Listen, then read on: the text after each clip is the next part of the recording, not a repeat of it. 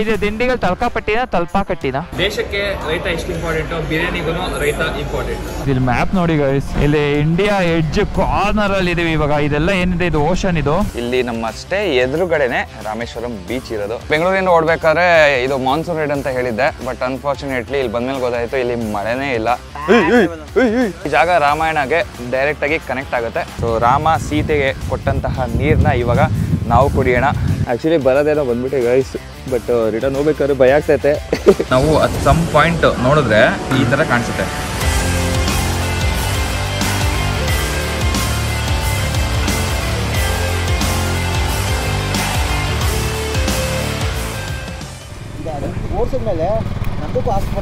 ಹಾಕ್ಸ್ಬೇಕು ಅನ್ಸ್ತದೆ ಅಲ್ಲ?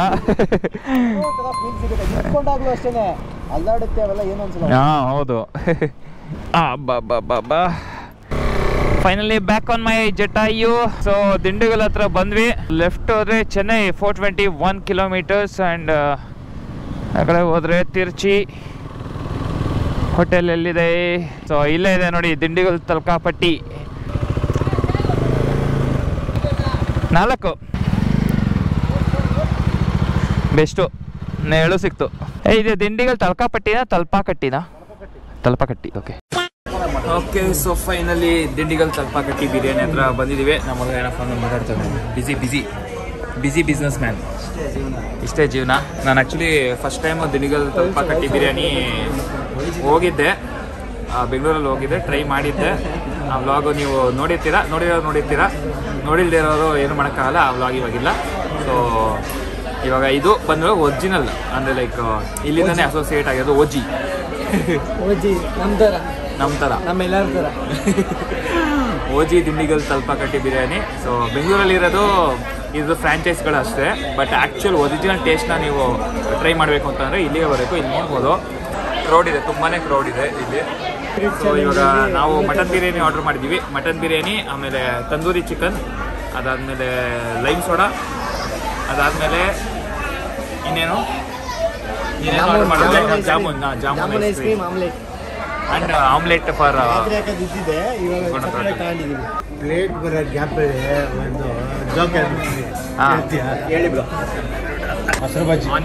ಆನಿಯನ್ ಮೊಸರು ಬಜ್ಜಿ. ರೈತ ದೇಶಕ್ಕೆ ರೈತ ಎಷ್ಟು ಇಂಪಾರ್ಟೆಂಟು, ಬಿರಿಯಾನಿಗೂ ರೈತ ಇಂಪಾರ್ಟೆಂಟ್.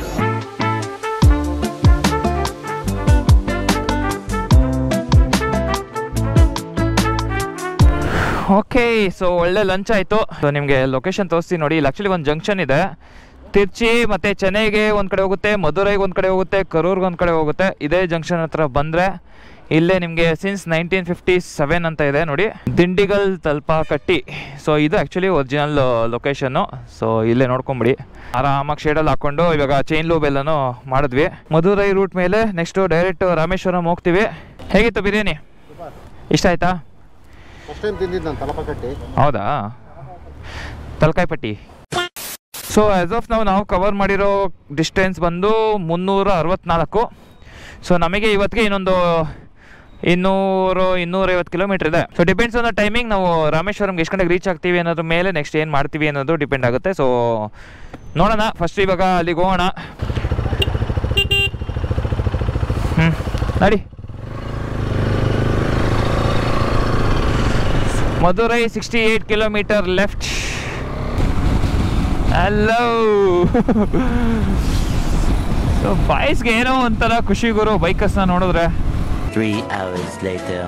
ಓಕೆ. ಸೊ ಆಲ್ಮೋಸ್ಟ್ ಒಂದು 3 to 4 hours ಇಂದ ಕಂಟಿನ್ಯೂಸ್ ಆಗಿ ರೈಡ್ ಮಾಡ್ತಾನೆ ಇದೀವಿ. ಆ್ಯಂಡ್ ಕತ್ಲಿತ್ತು ಅಂತ ನಾನು ಯಾವುದೇ ಥರ ಲಾಗ್ ಮಾಡೋಕ್ಕೆ ಹೋಗಿಲ್ಲ. ಬಟ್ ಇವಾಗ ಇಲ್ಲಿ ನೋಡಿ ಗೈಸ್, ಇಲ್ಲಿ ಮ್ಯಾಪ್ ನೋಡಿ ಗೈಸ್, ಇಲ್ಲಿ ಇಂಡಿಯಾ ಎಡ್ಜ್ ಕಾರ್ನರಲ್ಲಿ ಇದೀವಿ ಇವಾಗ. ಇದೆಲ್ಲ ಏನಿದೆ, ಇದು ಓಷನ್ ಇದು. ಸೊ ರಾಮೇಶ್ವರಂ ಹತ್ತತ್ರ ಎಂಟ್ರ್ ಆಗ್ತಿದ್ದಂಗೆ ನೋಡಿ, ಜಸ್ಟ್ ಒಂದು ದಾರಿ ಅಷ್ಟೇ ಮಾತ್ರ ಇಲ್ಲಿ ಇರೋದು. ಇನ್ನು ಮಿಕ್ಕಿದ್ದ ಸೈಡಲ್ಲಿ ಏನು ಕಾಣಿಸ್ತಿದೆ ಇದೆಲ್ಲ ಸಮುದ್ರ. ಫೈನಲಿ ರಾಮೇಶ್ವರಂ ಹತ್ತತ್ರ ಬಂದಿದ್ದೀವಿ. I am excited to see this. ಬೆಳಿಗ್ಗೆ ತೋರಿಸ್ತೀನಿ. ಅನ್ಫಾರ್ಚುನೇಟ್ಲಿ ಇವಾಗ ಕತ್ಲಾಗಿದೆ. ಇದೆಲ್ಲ ಬರೋಣ ಗೈಸ್, ನಾಳೆ ಬೆಳಿಗ್ಗೆ ಬರೋಣ, ಬಂದು ಇದನ್ನೆಲ್ಲ ನೋಡೋಣ. ಸೊ ಇವಾಗ ನಾವೇನು ಓಡಾಡ್ತಾ ಇದೀವಲ್ಲ ಬೈಕಲ್ಲಿ, ಇದು ಬಂದು ಪಂಬನ್ ಬ್ರಿಡ್ಜು. ಆ ಕಡೆ ಇರೋದು ರೈಲ್ವೆ ಟ್ರ್ಯಾಕು, ಬಟ್ ಆ್ಯಕ್ಚುಲಿ ಕಾಣಿಸ್ತಾ ಇಲ್ಲ. ಬಟ್ ನಮಗೆ ಡೈರೆಕ್ಟಾಗಿ ನೋಡೋದಕ್ಕೆ ಅಲ್ಲೆಲ್ಲ ಸ್ವಲ್ಪ ಒಂದೊಂದು ಬೋಟ್ಗಳು ಕಾಣಿಸ್ತಾ ಇದೆ ಅಲ್ಲೆಲ್ಲ. ಗುಡ್ ಮಾರ್ನಿಂಗ್ ಸ್ನೇಹಿತರೆ, welcome back to my channel. So night actually reach ಆಗೋಷ್ಟರಲ್ಲಿ ಒಂದು 11 ಗಂಟೆನೂ ಆಗಿತ್ತು. ಬಂದ್ವಿ, ಬಂದಾದ್ಮೇಲೆ ಡಿನ್ನರ್ ಎಲ್ಲ ಮುಗಿಸಿ ಸ್ವಲ್ಪ ಹೊತ್ತು ಮಾತಾಡ್ಕೊಂಡು ಟೈಮ್ ಪಾಸ್ ಮಾಡಿಕೊಂಡು ಅದಾದ್ಮೇಲೆ ರೆಸ್ಟ್ ಮಾಡಿದ್ವಿ. ಎಂಟೈರ್ ಡೇ ತುಂಬ ಟೈರಿಂಗ್ ಆಗಿತ್ತು ರೈಡ್ ಮಾಡಿದ್ರಿಂದ. ಸೊ ಬೆಳಿಗ್ಗೆ ಸ್ವಲ್ಪ ಲೇಟ್ ಆಗಿದ್ವಿ. ಸೊ ಬಾಯ್ಸ್ ಎಲ್ಲ ರೆಡಿ ಆಗ್ತಾ ಇದ್ದಾರೆ. ಇಲ್ಲೇನು ಕಾಣಿಸ್ತಿದೆ ಇದು ಆ್ಯಕ್ಚುಲಿ ಬೀಚ್ ಸ್ಯಾಂಡು. ಇಲ್ಲಿ ನಮ್ಮ ಸ್ಟೇ ಎದುರುಗಡೆನೆ ರಾಮೇಶ್ವರಂ ಬೀಚ್ ಇರೋದು. ಸೊ ಇಲ್ಲಿ ನೋಡಿ ಗೈಸ್, ವ್ಯೂ ಮಾತ್ರ ಸೀರಿಯಸ್ಲಿ ಅಲ್ಟಿಮೇಟ್ ಆಗಿದೆ. ಸೊ ಒಳ್ಳೆ ಲೊಕೇಶನಲ್ಲಿದೆ ನಮ್ಮದು ಸ್ಟೇ. ಸೊ ಅದಾದಮೇಲೆ ಆ ಸೈಡು ಅಲ್ಲೊಂದು ಬ್ರಿಡ್ಜ್ ಇದೆ. ಸೊ ಅಲ್ಲಿ ಬ್ರಿಡ್ಜಲ್ಲಿ ಹೋದರೆ ಅಲ್ಲೊಂದು ಸ್ಪೆಷಲ್ ಪ್ಲೇಸ್ ಇದೆ. ಅಲ್ಲಿ ಹೋದ್ಮೇಲೆ ಏನು ಅಂತ ಹೇಳ್ತೀವಿ. ನಮ್ಮ ಬಾಯ್ಸ್ ಎಲ್ಲ ಫ್ರೆಶ್ ಅಪ್ ಆಗಿ ಬಂದುಬಿಡಲಿ. ಇನ್ನೂ ಬ್ರೇಕ್ಫಾಸ್ಟ್ ಕೂಡ ಮಾಡಿಲ್ಲ. ಸೊ ಅದೆಲ್ಲ ಮುಗಿಸ್ಕೊಂಡು ಒಟ್ಟಿಗೆ ಬ್ರೇಕ್ಫಾಸ್ಟ್ ಮಾಡಿಕೊಂಡು ಅದಾದಮೇಲೆ ನೆಕ್ಸ್ಟು ಸ್ಟ್ರೈಟ್ ಧನುಷ್ಕೋಡಿ ಹೋಗೋಣ. ಸೊ ಇಲ್ಲಿ ನೋಡಿ, ಇಲ್ಲಿ ಸ್ಟೇ ಸುತ್ತಮುತ್ತ ಎಲ್ಲನೂ ಈ ಥರ ಹ್ಯಾಂಗಿಂಗ್ ಇದೆ ಎಲ್ಲನೂ ಹಾಕಿದ್ದಾರೆ. ಆರಾಮಾಗಿ ಇಲ್ಲಿ ಕುತ್ಕೊಂಡು ರೆಸ್ಟ್ ಮಾಡ್ಕೊಂಡಿರ್ಬೋದು. ಏನು ಗೊತ್ತಾ, ನಾನು ಬೆಂಗಳೂರಿಂದ ಓಡಬೇಕಾದ್ರೆ ಇದು ಮಾನ್ಸೂನ್ ರೈಡ್ ಅಂತ ಹೇಳಿದ್ದೆ. ಬಟ್ ಅನ್ಫಾರ್ಚುನೇಟ್ಲಿ ಇಲ್ಲಿ ಬಂದಮೇಲೆ ಗೊತ್ತಾಯಿತು ಇಲ್ಲಿ ಮಳೆನೇ ಇಲ್ಲ, ಕಂಪ್ಲೀಟ್ಲಿ ಬಿಸಿಲು. ಪ್ರಾಪರ್ ಬೀಚಿಗೆ ಬಂದಂಗಿದೆ. ಇವಾಗ ನಮ್ಮ ಮಂಗಳೂರು ಸೈಡೆಲ್ಲ ಯಾವ ಥರ ಇರುತ್ತೆ, ಹ್ಯೂಮಿಡಿಟಿ ಸೇಮ್ ಅದೇ ಥರನೇ ಇದೆ. ತುಂಬಾ ಬಿಸಿಲಿದೆ ಗೈಸ್ ಆ್ಯಕ್ಚುಲಿ. ಸೊ ಇಲ್ಲಂತೂ ಇರೋದಕ್ಕೇ ಆಗ್ತಾ ಇಲ್ಲ, ಆ ರೇಂಜಿಗಿದೆ. ಓಕೆ, ಸೊ ಬಾಯ್ಸ್ ಎಲ್ಲ ರೆಡಿ ಆದರು. ಇವಾಗ ರೂಮಿಂದ ಓಡ್ತಾ ಇದ್ದೀವಿ. ನಡ್ಕೊಂಡು ಬರೋದಕ್ಕೆ ಏನೋ ಅಂತ ಸಕ್ಕತ್ತಾಗಿದೆ ಬೀಚ್ ಸ್ಯಾಂಡು. ಅವ್ರ boys ready, let's go. Drone ಎತ್ಕೊಂಬರಕ್ಕೆ ಹೋಗೋಣ. ಗೇಟ್ ಕ್ಲೋಸ್ ಮಾಡ್ಬಿಟ್ಟು ಅವ್ರೆ, ಇನ್ನೂ ಬರ್ತಿಲ್ಲ, ಅರ್ಧ ಗಂಟೆ ಆಗುತ್ತೆ. ಆ ಕಡೆನಾ ಅಲ್ಲ, ನಾವೆಲ್ಲ ಒಳ್ಳೆ ಏನೋ ಗೆಸ್ಟ್ ಬಂದಿದ್ದೀವಿ, ಕಳ್ಳರ ಥರ ಫೀಲ್ ಮಾಡಿಸ್ತವ್ರೆ ನಮ್ಮನ್ನ.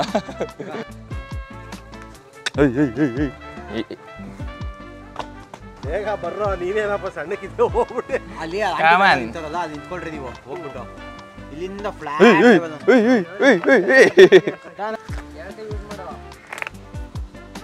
ಆರಾಮಾಗಿ ಬಾ ಮಗ. ಈ ರೇಂಜ್ಗೆಲ್ಲ ಅಡ್ವೆಂಚರ್ ಮಾಡ್ತಾ ಇದೀವಿ ನಾವು ಇಲ್ಲಿ ಬಂದ್ಬಿಟ್ಟು. ಟ್ಯುಟೋರಿಯಲ್ ಸ್ಲಿಪ್ಪರ್ ತಗ್ಲಾಕೋದು, ಸ್ಲಿಪ್ಪರ್ ತಗ್ಲಾಕೋದು.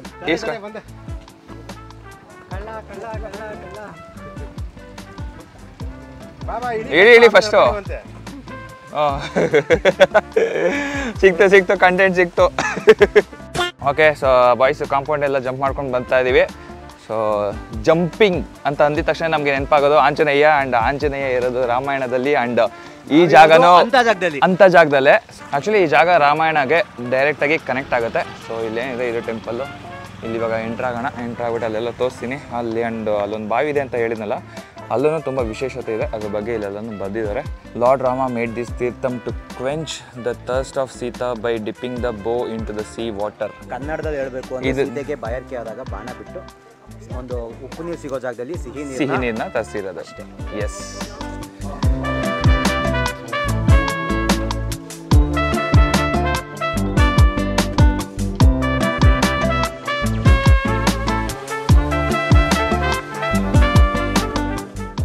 ಓಕೆ, ಸೊ ಇಲ್ಲಿ ಹಿಂದೆ ದೇವಸ್ಥಾನ ಏನಿದೆ, ಇದು ಬಂದು ಶಿವ ಟೆಂಪಲ್ಲು.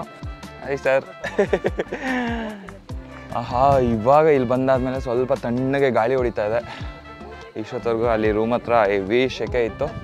ಸೊ ಈ ಜಾಗದ ವಿಶೇಷತೆ ಏನಪ್ಪ ಅಂತ ಅಂದರೆ, ರಾಮಾಯಣದಲ್ಲಿ ಸೀತೆನ ರಿಟರ್ನ್ ಕರ್ಕೊಂಬರ್ಬೇಕಾದ್ರೆ ಈ ಜಾಗದಲ್ಲಿ ಬಂದಾಗ ಸೀತೆಗೆ ಬಾಯಾರಿಕೆ ಆಗುತ್ತೆ.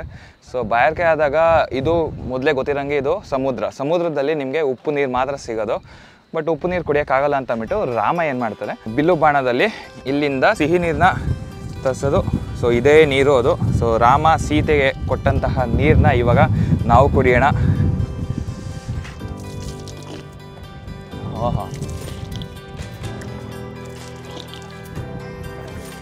ತುಂಬ ಸ್ವೀಟ್ ಆಗಿದೆ ಗೈಸ್. ಇದು ಯಾವುದೇ ಕಾರಣಕ್ಕೂ ಸಮುದ್ರದ ನೀರಂತ ಅನ್ಸೋದೇ ಇಲ್ಲ, ಸ್ವೀಟ್ ಆಗಿದೆ.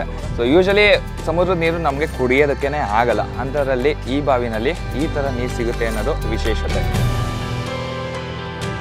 ಇದೇ ಬಾವಿನಲ್ಲಿ ಶ್ರೀರಾಮಚಂದ್ರ ನಮ್ಮ ಸೀತಾಮಾತೆಗೆ ಬಾಯಾರಿಕೆ ನೀಗ್ಸೋಕ್ಕೋಸ್ಕರ ನೀರನ್ನ ತೆಗೆದಂತಹ ವಿಶೇಷ ಜಾಗ. ಓಕೆ, ಸೊ ಹಂಗೆ ನಡ್ಕೊಂಡು ಇಲ್ಲೇ ಕೆಳಗಡೆ ಬಂದ್ವಿ. ಇಲ್ಲಿಂದ ಏನಿದೆ, ಇದೇ ಬಾವಿ ನಾವು ಮೇಲ್ಗಡೆ ತೋರಿಸಿದ್ನಲ್ಲ, ಆ ಬಾವಿಯಿಂದ ಕೆಳಗಡೆ.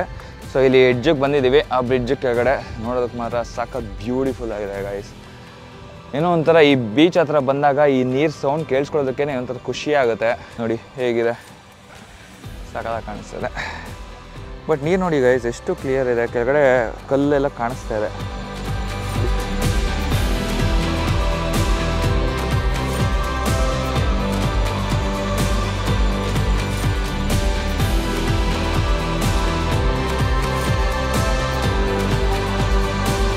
ಆ್ಯಕ್ಚುಲಿ ಬರೋದೇನೋ ಬಂದ್ಬಿಟ್ಟೆ ಗೈಸ್, ಬಟ್ ರಿಟರ್ನ್ ಹೋಗ್ಬೇಕಾದ್ರೆ ಭಯ ಆಗ್ತೈತೆ.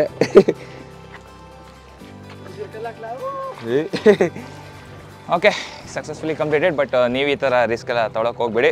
ನಾವು ಜಸ್ಟ್ ಅಲ್ಲಿ ಹೋಗ್ಬೋದಾ ನೋಡೋಣ ಅಂತ ಜಸ್ಟ್ ಹೋಗಿದ್ದು, but not recommended. Okay, stunts are perform by professionals, please do not try. Okay, so ಹಂಗೆ ಸ್ವಲ್ಪ ಕೆಳವರೆಗೂ ಹೋಗಿ ಓಡಾಡ್ಕೊಂಡು ಬಂದ್ವಿ. ಸೊ ಈ ಜಾಗದ ಹೆಸರು ನಾನು ಹೇಳೋದು ಮರ್ತಿದ್ದೆ. ಈ ಜಾಗದ ಹೆಸರು ವಿಲ್ಲೊಂಡಿ ತೀರ್ಥಮ್ ಅಂತ ಅಂದ್ಬಿಟ್ಟು. ಸೊ ಇಲ್ಲೇ ಹಾಕಿದ್ದಾರೆ ನೋಡಿ, ಹಿಸ್ಟ್ರಿ ಆಫ್ ವಿಲ್ಲೊಂಡಿ ತೀರ್ಥಮ್. ಸೊ ಇದು ಲಂಕಾದಲ್ಲಿ ಯುದ್ಧ ಎಲ್ಲ ಮುಗಿಸ್ಕೊಂಡು ವಾಪಸ್ ರಿಟರ್ನ್ ಬರಬೇಕಾದ್ರೆ ಸೀತೆ ಮಾತೆನ ಜೊತೆ ಕರ್ಕೊಂಬರ್ಬೇಕಾದ್ರೆ ಬಾಯಾರಿಕೆ ಆಯಿತು ಅಂತ ಅಂದ್ಬಿಟ್ಟು ಇಲ್ಲಿ ಬಾಣ ಬಿಟ್ಟು ನೀರನ್ನ ತೆಗ್ದಿರೋಂಥದ್ದು. ಓಕೆ, ಸೊ ಇವಾಗ ಸದ್ಯಕ್ಕೆ ರಾಮೇಶ್ವರ ಟೆಂಪಲ್ ಹತ್ರ ಹೋಗ್ತಾ ಇದ್ದೀವಿ. ನಂದು ಮತ್ತು ಗೋಡೌನ್ ಥ್ರಾಟಲ್ ಇಬ್ಬರದು 2 ಗಾಡಿನಲ್ಲಿ, ಯಾಕಂದರೆ 4 ಗಾಡಿ ಎತ್ತರೆ ವೇಸ್ಟ್ ಆಗುತ್ತೆ. ಧನುಷ್ಕೋಡಿ ಹೋಗ್ಬೇಕಾದ್ರೆ 4 ಗಾಡಿನ ಎತ್ತುತ್ತೀವಿ. ಇವಾಗ ಜಸ್ಟ್ ಟೆಂಪಲ್ಗೆ ಹೋಗಿ ದರ್ಶನ ಮುಗಿಸ್ಕೊಂಡು ಲಂಚ್ ಮಾಡ್ಕೊಂಡು ಬರೋಣ ಅನ್ನೋದೇ ಪ್ಲ್ಯಾನು.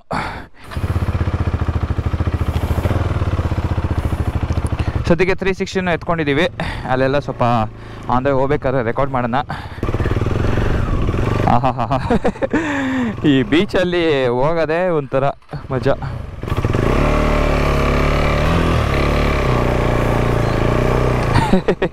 ಸ್ಲೈಡ್ ಮಾಡ್ಕೊಂಡು ಹೋಗ್ಬೇಕಿಲ್ಲಿ. ಬಾ ಹಾಂ ಹತ್ತು.